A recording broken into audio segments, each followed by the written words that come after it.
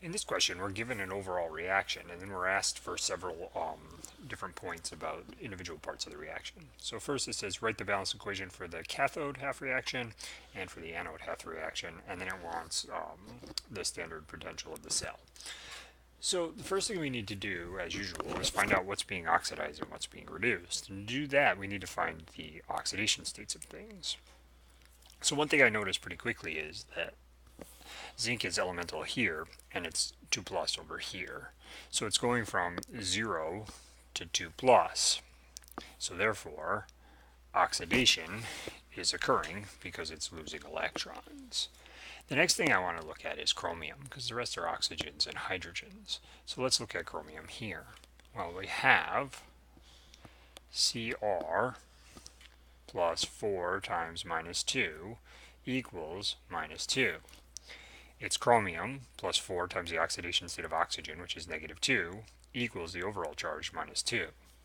So it's chromium minus 8 equals minus 2, and chromium equals plus 6. So chromium here is plus 6. What about over here? Well, we have chromium hydroxide with 3 hydroxides. So it's chromium plus 3 times minus 1, the charge on hydroxide, equals 0, the overall charge of the species. Chromium minus 3 equals 0. Chromium equals plus 3. So now we have it going from plus 6 to plus 3, which means that reduction is occurring because it's gaining electrons to go from plus 6 to plus 3. So now we can look at the cathode first, because that's what it asks for. So at the cathode, reduction is occurring. So let's look at that. Well, we have CrO4. I'm going to rewrite this again down here.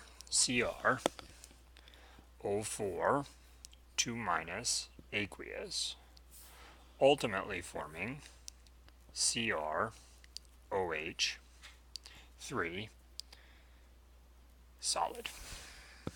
And we know that in order to do this, we're going from plus 6 to plus 3. We need to have 3 electrons added, right? To go from plus 6 to plus 3, we have to add 3 electrons.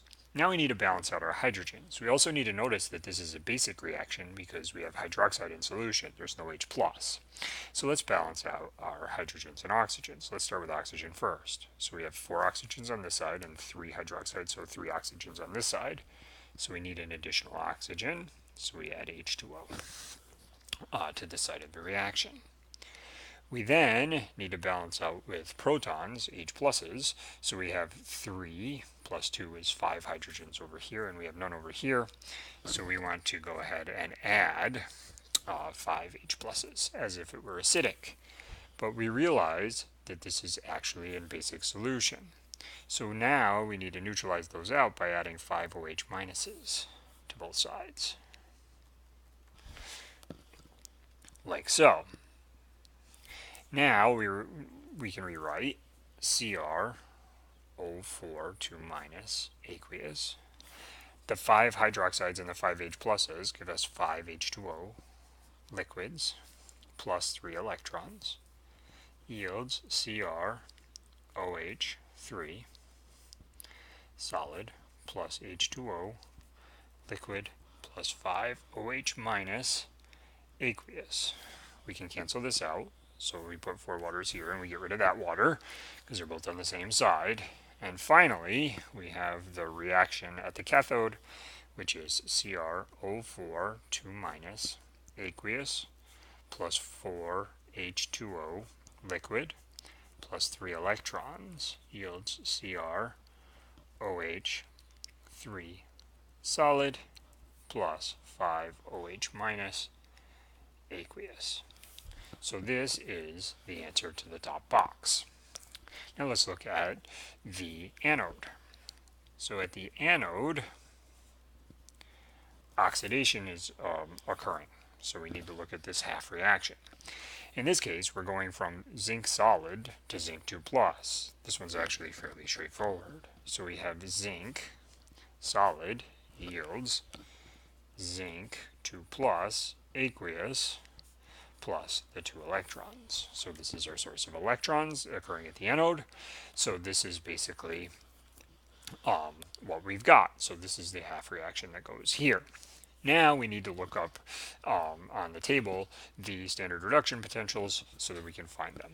And remember that it's E cell equals the reduction potential at the cathode minus the reduction potential at the anode, like that. So for the cathode, we simply look up this reaction, and what we find is it's negative 0.13 volts. Minus, for this one, we actually need to look up the opposite. It's going to be zinc 2 plus 2 electrons yields zinc solid, because remember, these are reduction potentials, and this is an oxidation reaction, so we are essentially looking at the reaction in that direction. And when you find that reaction in that direction, you find out that it's negative 0.7618 volts. Add those together to two significant figures, so it's negative 0.13 plus 0.7618 volts, because it's minus a negative, and you get 0.63, 2 decimal places, volts, because that's 2 decimal places. So this is basically how you have to go about this problem, and it's quite a bit of work.